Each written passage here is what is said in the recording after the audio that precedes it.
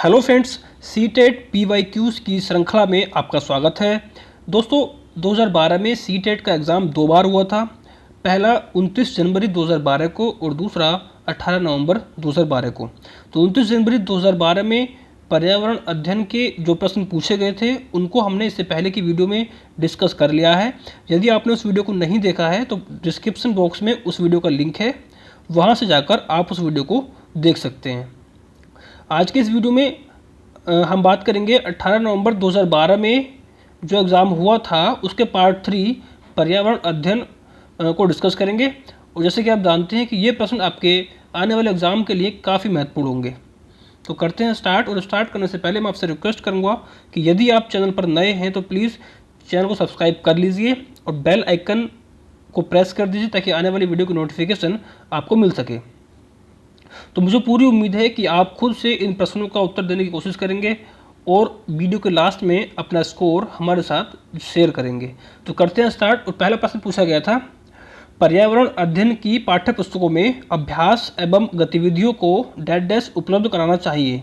पाठ के अंत में, प्रकरणों में अंतर्निर्मित, पुस्तक में अलग अलग स्थानों पर या इकाई के अंत में। तो देखिए, पाठ्य पुस्तकों में अभ्यास एवं गतिविधियों को प्रकरणों में अंतर्निर्मित उपलब्ध कराना चाहिए। Option B is the right answer. अगला प्रश्न पूछा गया था, पर्यावरण अध्ययन के शिक्षकों को ऑप्शन ए विशेषतः पुस्तकों और परीक्षाओं पर ध्यान देना चाहिए। ऑप्शन बी बच्चों के दृष्टिकोण को स्वीकार करना एवं सम्मान देना चाहिए। ऑप्शन सी अभिभावकों के विचारों को स्वीकार करना एवं सम्मान देना चाहिए, या विशेषतः प्रयोगों पर ध्यान देना चाहिए। तो पर्यावरण अध्ययन के शिक्षकों को विशेषतः एक्सपेरिमेंट पर ध्यान देना चाहिए। Option D is the right answer.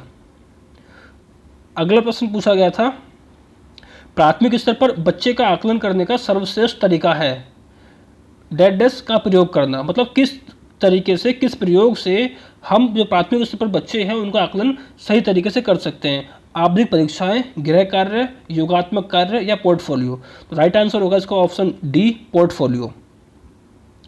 अगला प्रश्न पूछा गया था, एक शिक्षक पढ़ाते समय श्रव्य दृश्य सामग्रियों एवं शारीरिक गतिविधियों का प्रयोग करता है क्योंकि ये ऑप्शन ए शिक्षार्थियों को दिशा परिवर्तन उपलब्ध कराते हैं। ऑप्शन बी अधिगम वृद्धि में अधिकतम इंद्रियों का उपयोग करते हैं। ऑप्शन सी शिक्षक को आराम उपलब्ध कराते हैं, या फिर ऑप्शन डी प्रभावी आकलन को सुगम बनाते हैं। तो उसका राइट आंसर होगा ऑप्शन बी, अधिगम वृद्धि में अधिकतम इंद्रियों का उपयोग करते हैं। दृश्य श्रव्य सामग्रियाँ जो होती हैं उनसे जो हमारी इंद्रियां हैं, जिसमें नाक, कान, आँख, कई इंद्रियों का यूज़ के अगर इन सभी इंद्रियों के यूज से अगर हम कोई इन्फॉर्मेशन लेते हैं तो वो काफ़ी लंबे समय तक हमें याद रहती है। Option B is the right answer. अगला प्रश्न पूछा गया था, सीमा प्रत्येक पाठ को रटकर तुरंत सीख लेती है जबकि लीना चर्चा एवं ब्रेन स्टॉर्मिंग के बाद प्रत्येक पाठ को समझती है। यह डैश के विकासात्मक सिद्धांत की ओर संकेत करता है।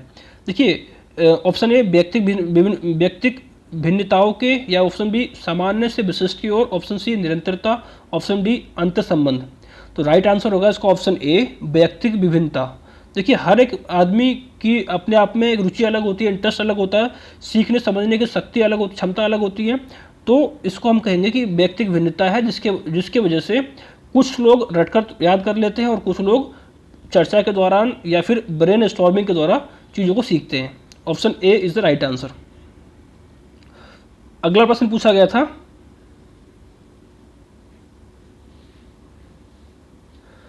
डैश के अलावा निम्नलिखित पर्यावरण अध्ययन पढ़ाने की विधियां हैं।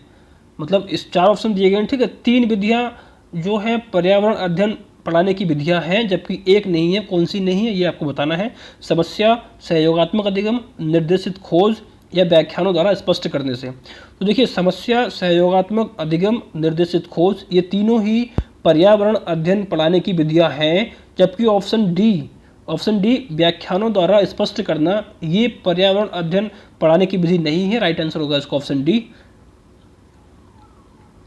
अगला प्रश्न पूछा गया था, पर्यावरण अध्ययन की कक्षा में संकल्पनाओं को स्पष्ट करने के लिए कविताओं और कहानी कथन का प्रयोग करना डैश डैश सहायता करता है। सही दिशा में विद्यार्थियों की ऊर्जा का सरलीकरण करने में, पाठ को आनंददायी और रोचक बनाने में। ऑप्शन सी, स्थानीय एवं वैश्विक स्तर पर संसार की प्रकृति को खोजने और कल्पना करने की योग्यता को बढ़ावा देने के लिए। या फिर ऑप्शन डी, शिक्षार्थियों में निहित भाषा एवं सांस्कृतिक विविधताओं का ध्यान रखने में। तो राइट आंसर होगा इसका ऑप्शन सी, स्थानीय और वैश्विक स्तर पर संसार की प्रकृति को खोजने और कल्पना करने की योग्यता को बढ़ावा देने में हम क्या करते हैं, जो भी कॉन्सेप्ट को स्पष्ट करने के लिए कविता और कहानी कथन का यूज करते हैं। Option C is the right answer. Next question पूछा गया था, डिसलेक्सिया मुख्यतः डैश डैश की समस्या के साथ संबंधित है, बोलने और सुनने से, पढ़ने से या सुनने से। तो देखिए इसका राइट आंसर होगा ऑप्शन सी, पढ़ने से। डिसलेक्सिया जो समस्या है ये पढ़ने से संबंधित समस्या है।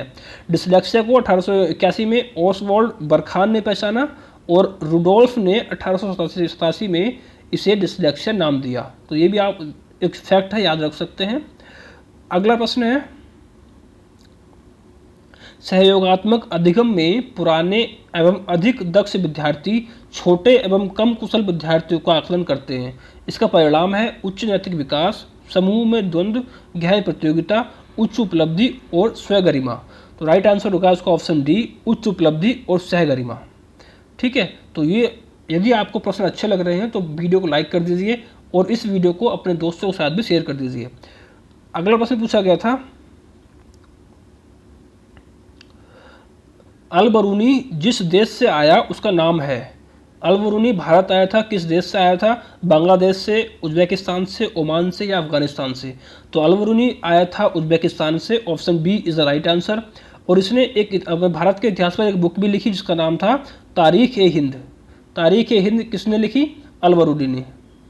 अगला प्रश्न पूछा गया था, नीचे किसी एक्सप्रेस ट्रेन के मार्ग के रेलवे टाइम टेबल का कुछ अंश दिया गया है। देखिए ये इस तरह से दिया गया है और इसमें हमें क्रम संख्या 4, 5, 6, 7 स्टेशन का नाम दे रखा, सूरत, वलसाड़, भिवंडी और मड़गांव। पहुंचने का समय, प्रस्थान का समय, दूरी डिस्टेंस दे रखी है और दिन दे रखा है। तो इस सूचना के आधार पर सूरत और मड़गांव के बीच की दूरी तथा ट्रेन द्वारा इस दूरी को तय करने में लगा समय क्या है? सूरत और मडगांव के बीच की दूरी पूछ रहा है, ठीक है। और इस दूरी को पार करने में लगा समय कितना होगा ये बताना है। तो देखिए सूरत यहाँ पर है, ठीक है, मडगांव यहाँ पर है। तो यहाँ 530 किलोमीटर दूरी से 1509 किलोमीटर दूरी यहाँ तय की है। तो इसका डिफरेंस क्या होगा? जो डिफरेंस इसका होगा वही इसका आंसर होगा। अर्थात देखिए सूरत एवं मडगांव के बीच की दूरी कितनी है? 1509 से 530 गया तो 979 किलोमीटर। और लगा समय कितना है? तो समय भी हम इसको माइनस कर देंगे। देखिए 16:15 पर चला था, पहुंच गया था, ठीक है, और यहाँ पर पहुंचा है 7:35 पे। तो इसको हम कैलकुलेट करेंगे तो राइट आंसर होगा इसका ऑप्शन डी, 979 किलोमीटर और 15 घंटे 15 मिनट। अगला प्रश्न पूछा गया था, प्रयोग और प्रयोगात्मक कार्य करते हुए श्यामा का निष्पादन कक्षा में सर्वश्रेष्ठ होता है, उसे बहुत सृजनात्मक शिक्षार्थी माना जाता है, इसलिए वह डैश डैश के द्वारा संकल्पनाओं को सीखती है। अभिसारी चिंतन, अपसारी चिंतन, मॉडलिंग या अनुकरण। तो राइट आंसर होगा इसका ऑप्शन बी, अपसारी चिंतन। अगला प्रश्न पूछा गया था, कक्षा में एक प्रभावी शिक्षण अधिगम प्रक्रिया होती है जब शिक्षक बच्चों के ज्ञान को पढ़ाई जाने वाली नई संकल्पना के साथ जोड़ने में सहायता करता है। इसके पार्श्व में निहित उद्देश्य है डैश डैश को बढ़ावा देना है, व्यक्तिगत भिन्नताओं को, शिक्षार्थी स्वायत्तता को, पुनर्बलन को, या ज्ञान का सहसंबंध एवं स्थानांतरण। राइट आंसर होगा इसका ऑप्शन डी, ज्ञान का सहसंबंध एवं स्थानांतरण को बढ़ावा देने के लिए यूज किया जाता है, ठीक है। अगला प्रश्न पूछा गया था, रोहन के विद्यालय में एक विज्ञान प्रदर्शनी का आयोजन किया गया था। इसका आयोजन एक उद्देश्य के साथ किया गया था। आपके विचार में कौन सा उद्देश्य सर्वाधिक उपयुक्त है? शिक्षार्थी के लिए सृजनात्मक माध्यम उपलब्ध कराना, विद्यालय का नाम प्रसिद्ध करना, अभिभावकों को संतुष्ट करना, या विभिन्न व्यवसायों के लिए विद्यार्थियों को प्रशिक्षित करना। तो राइट आंसर होगा इसका ऑप्शन ए, शिक्षार्थियों के लिए सृजनात्मक माध्यम उपलब्ध कराना। ठीक है, विज्ञान प्रदर्शनी का आयोजन इसलिए किया जाता है ताकि शिक्षार्थियों के लिए सृजनात्मक माध्यम उपलब्ध हो सके, अर्थात शिक्षार्थी स्वयं विज्ञान के क्षेत्र में सृजनात्मक निर्माण करने के शक्ति से अवगत हो सके। अगला प्रश्न पूछा गया था, डेडेस के अलावा बच्चे के विकास को आकार देने वाले वातावरणीय कारकों में निम्नलिखित सभी शामिल हैं: संस्कृति, शिक्षा की गुणवत्ता, पौष्टिकता, शारीरिक गठन। तो किसके अलावा? देखिए, संस्कृति, पौष्टिकता और शिक्षा की गुणवत्ता, इन सभी से बच्चे के विकास को आकार मिलता है। जबकि जो बच्चे के विकास को आकार देने वाले वातावरणीय कारक हैं ये शिक्षा की गुणवत्ता, संस्कृति और पौष्टिकता। जबकि जो शारीरिक गठन है ये इसमें शामिल नहीं होता है। Option D is the right answer. अगला प्रश्न पूछा गया है, कांसा के विषय में जिसका उपयोग गोलकुंडा के किले में मिली तोप में किया गया था, सही कथन चुनिए। कांसा के विषय में सही कथन चुनना है आपको।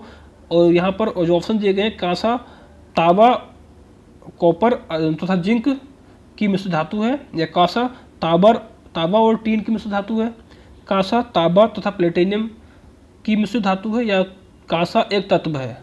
तो मेन जो पूछा गया उद्देश्य पूछने का है, कांसा जो ब्रॉन्ज है वो किन किन किन चीज़ों से मिलकर बना है, मिश्र धातु है, किन तत्वों का मिश्र धातु है ये, कॉपर का, जिंक का, या कॉपर टीन का, या प्लेटिनियम का, तांबा का, या फिर एक तत्व है। तो राइट आंसर होगा इसका ऑप्शन बी, कांसा जो है वो कॉपर और टीन की मिश्र धातु है। अगला प्रश्न पूछा गया है, एक ही तरह की फसल बार बार उगाने और बहुत से रसायनों के उपयोग करने से मृदा कैसी होती है? बंजर हो जाती है, किसी विशेष फसल के लिए उपयोगी बन जाती है, या सिंचाई के लिए उपयुक्त बन जाती है, या उर्वर उपजाऊ बन जाती है। तो बार बार फसल हम उगाएंगे और बहुत से जो केमिकल्स हैं उसका यूज़ करने से जो मिट्टी होती है वो बंजर हो जाती है। Option A is the right answer. अगला प्रश्न पूछा गया है, निम्नलिखित में से लेह और लद्दाख के मकानों की विशेषताएं चुनिए। लेह और लद्दाख में जो मकान बनते हैं वो किस प्रकार से बनते हैं? ऑप्शन ए, पेड़ के तनों से बनी लकड़ी की ढालू छतें।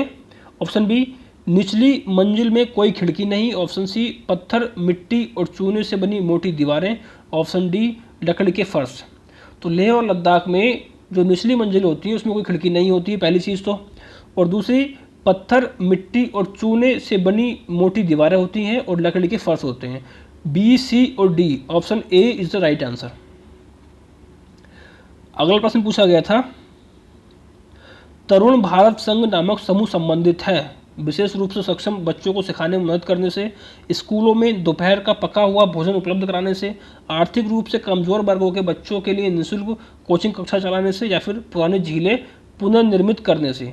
तो राइट आंसर होगा इसका ऑप्शन डी, पुरानी झीलें पुनर्निर्मित करने से तरुण भारत संघ जो नामक समूह है वो संबंधित है।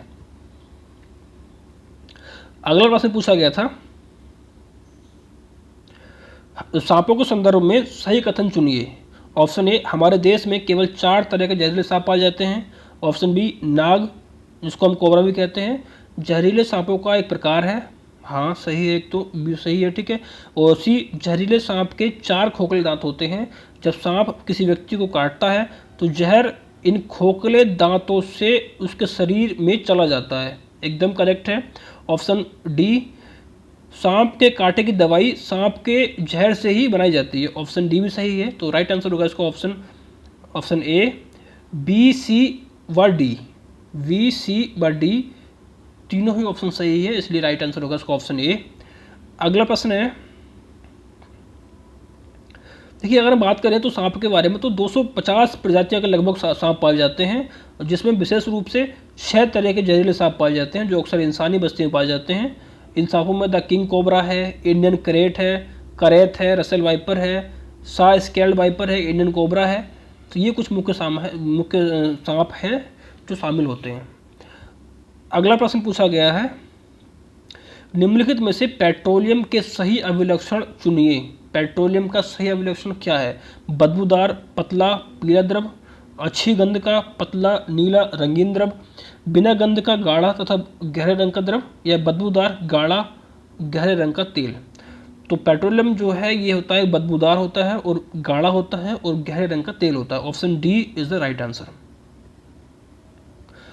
अगला प्रश्न पूछा गया है, निम्नलिखित में से रोगों का वह समूह चुनिए जो मच्छरों से फैलता है। Malaria, chikungunya, dengue malaria chikungunya, malaria हैज़ा मियादी बुखार या मलेरिया डेंगू हैज़ा।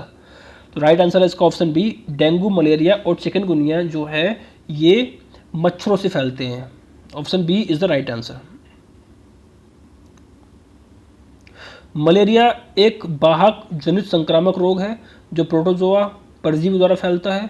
चिकनगुनिया लंबे समय तक चलने वाले जोड़ों के दर्द वाला रोग है और इस रोग का उग्र चरण तो मात्र 2 से 5 दिन के लिए चलता है, लेकिन जोड़ों का दर्द लंबे समय तक चलता रहता है। यह एसिड मच्छर के काटने से होता है। कौन से मच्छर से? एडिस मच्छर के काटने से होता है। अगला प्रश्न पूछा गया था, मधुबनी चित्रों को बनाने के लिए चित्रकारों द्वारा उपयोग किए जाने वाले रंग होते हैं। जो चित्रकार मधुबनी चित्रकार बनाते हैं तो उसमें वो किस तरह के रंग का यूज़ करते हैं? अति उत्तम गुणवत्ता के फाइबर पेंट, सोने चांदी को घोलकर बनाए गए पेंट, पिसे हुए चावल के रंगीन घोल या विशेष प्रकार से बने पोस्टर रंग। तो राइट आंसर होगा इसको ऑप्शन सी, पिसे हुए चावल के रंगीन घोल का यूज़ करते हैं चित्रकार अपने चित्रकारी के लिए। तो देखिए अगर हम बात करें तो मधुबनी चित्रकला मिथिलांचल क्षेत्र जैसे बिहार के दरभंगा, मधुबनी एवं नेपाल के कुछ क्षेत्रों की प्रमुख चित्रकला है और इसको रंगों को बनाने के लिए घरेलू चीज़ें यूज़ की जाती हैं, जिसमें कि हल्दी, केले के पत्ते, पीपल की छाल, पिसे हुए चावल। इन सभी जो प्राकृतिक चीज़ें हैं एकदम आर्टिफिशियल नहीं होती हैं, उनका यूज़ किया जाता है। ठीक है। अगला प्रश्न पूछा गया था, एक पब्लिक स्कूल में प्रत्येक कक्षा में लगभग 2 से 3 बच्चे आवश्यकता वाले हैं। कुछ बच्चे शारीरिक या मानसिक रूप से विकलांग हैं। ये बच्चे अन्य बच्चों के साथ उसी कक्षा में एक साथ पढ़ते हैं। उपयुक्त पब्लिक स्कूल निम्न में से किसका अनुपालन करता है? समावेशी शिक्षा का, समवयस्क शिक्षा का, प्रतिपूरक अधिगम, सतत एवं व्यापक मूल्यांकन। तो इसका राइट आंसर होगा ऑप्शन ए, समावेशी शिक्षा। समावेशी शिक्षा का मतलब क्या होता है? सभी लोगों के लिए समान शिक्षा। सामान्य वर्ग के जो छात्र हैं या जो विशेष छात्र हैं वो सामान्य बच्चों के साथ पढ़कर एक ही छत के नीचे पढ़ सकते हैं एक साथ। ठीक है, उसको हम बोलते हैं समावेशी शिक्षा, एजुकेशन टू ऑल। अगला प्रश्न पूछा गया था, घर्षण के विषय में चर्चा करते समय एक शिक्षिका ने इस संकल्पना की व्याख्या करते हुए बहुत से उदाहरण दिए। इनमें से कुछ ऐसे उदाहरण जिनमें घर्षण हमारे दैनिक जीवन में उपयोगी है, उस शिक्षिका ने कक्षा में नीचे जो दिए गए हैं वो कौन कौन से हैं? देखिए घर्षण के बारे में एग्जाम्पल दिए हैं। ऑप्शन ए, हम पेन की नोक और कागज़ के बीच घर्षण होने के कारण ही लिख पाते हैं। देखिए ये जो क्वेश्चन है ये रिपीट हुआ है, सेम टू सेम ऐसा ही प्रश्न इससे पहले जो एग्जाम हुआ था उसमें पूछा गया था।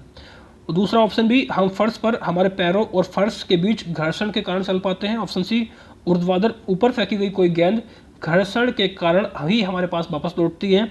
ऑप्शन डी, घर्षण के कारण ही हम किसी गतिशील वाहन को ब्रेक लगाकर रोकते हैं। तो देखिए पेन की नोक और कागज़ के बीच घर्षण होता है तभी हम लिख पाते हैं, एकदम राइट आंसर है। फर्श पर हमारे पैरों और फर्श के बीच घर्षण के कारण हम चल पाते हैं, ये भी एकदम करेक्ट ऑप्शन है। और घर्षण के कारण ही हम किसी गतिशील वाहन को ब्रेक लगाकर रोकते हैं, ये भी एकदम करेक्ट ऑप्शन है।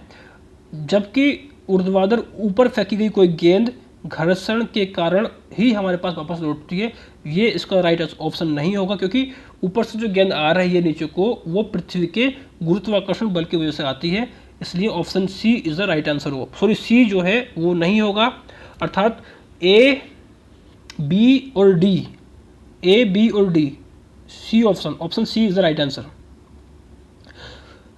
अगला प्रश्न पूछा गया था, एक पश्मीना शॉल लगभग डैश साधारण स्वेटरों के बराबर गर्म होती है तथा एक साधारण स्वेटर पश्मीना शॉल को बुनने हेतु डैश घंटों का समय लगता है। कितना? एक पश्मीना जो शॉल होती है वो लगभग 6 साधारण स्वेटर के बराबर गर्म होती है और उसको बुनने के लिए लगभग 250 घंटों का समय लगता है। Option A is the right answer. अगला प्रश्न पूछा गया था, सरिता की शिक्षिका उसे विभिन्न सामूहिक गतिविधियों में शामिल रखती है, जैसे समूह चर्चा, समूह परियोजना आदि। उसकी शिक्षिका सीखने के किस आयाम का अनुगमन कर रही है? ऑप्शन ए भाषा निर्देशित सीखना, ऑप्शन बी प्रतियोगिता आधारित सीखना, ऑप्शन सी सामाजिक गतिविधि के रूप में सीखना, या फिर ऑप्शन डी मनोरंजन द्वारा सीखना। तो राइट आंसर होगा इसका ऑप्शन सी सामाजिक गतिविधि के रूप में सीखना। ठीक है, अगला प्रश्न पूछा गया था,